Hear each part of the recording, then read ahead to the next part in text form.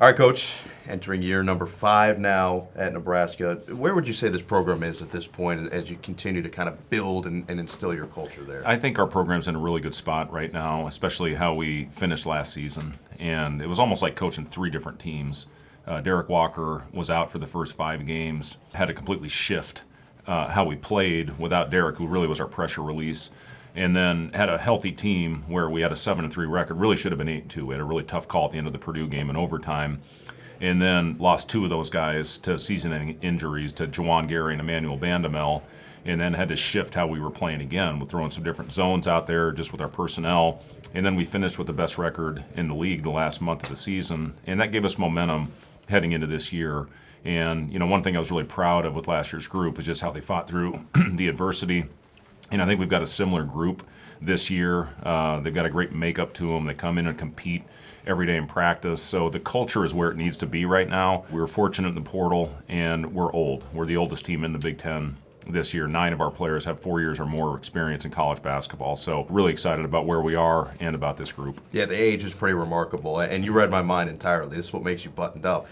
6-2 from February 1st on, best record in the Big Ten, and you guys really finished strong. So you mentioned the word already, but momentum. How do you as a coach kind of grapple that, put your arms around it, and try to take it into camp and then all the way through the season? I'm really grateful for the seniors that we had a year ago with Sam Griesel, who came back. He had 1 year of eligibility. Very fortunate for him to come home and play his senior year. Emmanuel Bandamel is one of the best culture guys that I've ever coached. Was just sick for him when he got injured in January. And then Derek Walker, who was in his 4th year in our program. So they really set the tone for that group last year. And when you have a culture in place, you handle adversity much better. And when you lose 2 starters, generally that can ruin a season. But our guys found a way to regroup and finish the year on a very high note. So just to be able to fight through those tough times is what you're looking for your team to do. And again, with what we put in place last year with the culture, I think this team has really grasped that this year. They've really bought into the chemistry element of it. They spent a lot of time together off the floor, and that's important. So this team, I know they're battle-tested in a lot of different leagues, but they've come together very well as a unit, and that's what you look for in your group. You know what it takes to play at the next level, and you know what it takes to play against top-tier talent, professional-level basketball players. And Keisei Tominaga got that experience with the World Cup this year. I know he had played, 3x3 basketball. He had been an Olympian. So it's a guy who's well-traveled. It's a guy who has had a lot of experience. But to have someone like that on the team who got that type of experience this summer, what does that bring to the rest of the guys? Well, I think when you look at what Keisei did the previous summer, when he did play for his national team and played in the Olympics, that gave him a confidence going into last year. And it's remarkable what he did at the end of last season. First of all, you look at some of the stats. He was 2nd in the league in 2-point field goal percentage. People see Keisei as a specialist, a 3-point shooter, but the way he moves without the ball, the way teams try to take him out of the offense, it just shows how well-rounded of an offensive player that he is. And then one of 5 college players that played on their national team this year, the only one that averaged double figures, had 18 points in 6 minutes in the first half in the game that clinched their Olympic berth. So he had a remarkable summer, and it's carried over, at least into the preseason so far. You can just see how confident he is, and having the success that he did last year, I think has helped with that. So getting Keisei back was a huge part of our off season, and he's certainly a guy. I promise you, when the game plan comes up on another team, he's the first guy that teams are talking about. So, just a very unique player, plays the game with so much joy, and has been a great leader for us. You have to game plan because he's so electric. He can get the crowd involved. He can get the rest of his team involved, and I love to see that, the support from the sideline. You had university ties with your grandpa and your father. Does that make this job a little extra special for you? It does make this job special. I was born in Lincoln.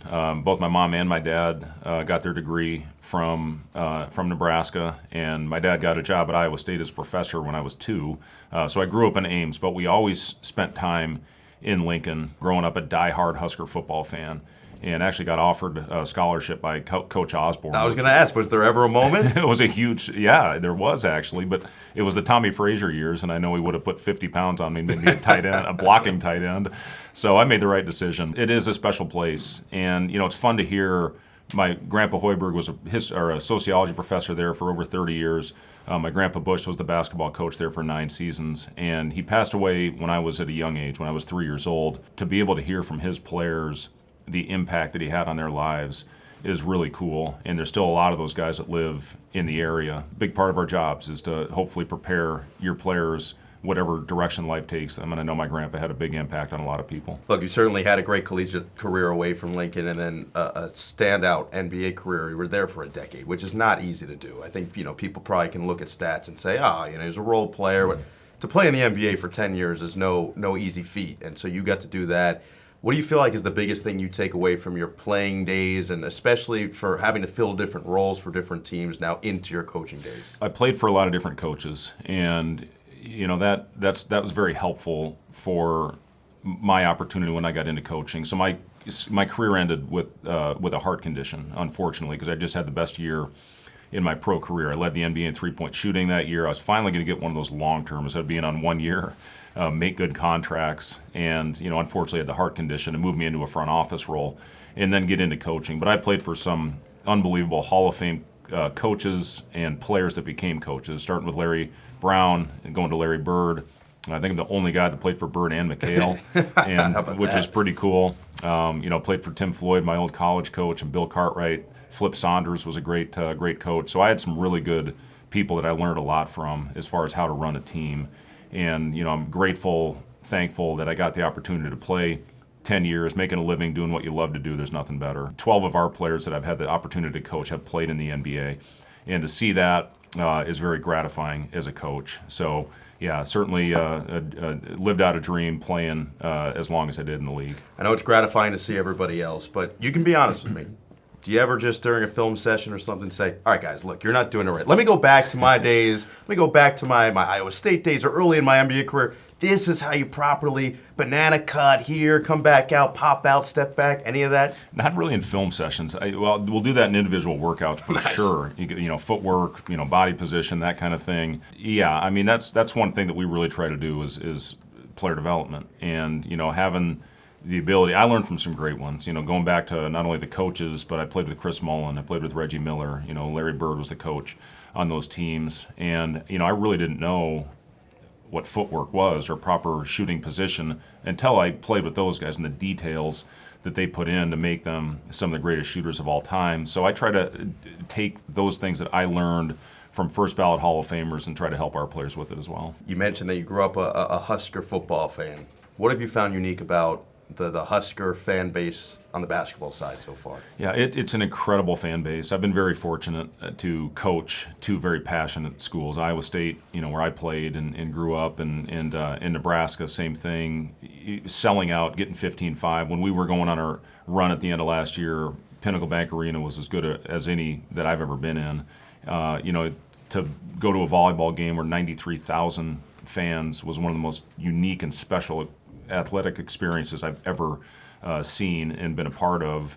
It's just what makes, I think, Nebraska so special, are the fans, and it's as supportive a fan base as you can get. It's a tough time to be a player, a coach, because of social media, but I would say Nebraska is as supportive as any fan base out there. That volleyball scene was special. That was a different level. I've never seen anything like it. Coach, we appreciate it. Looking forward to this season. Can't wait to get over to Lincoln.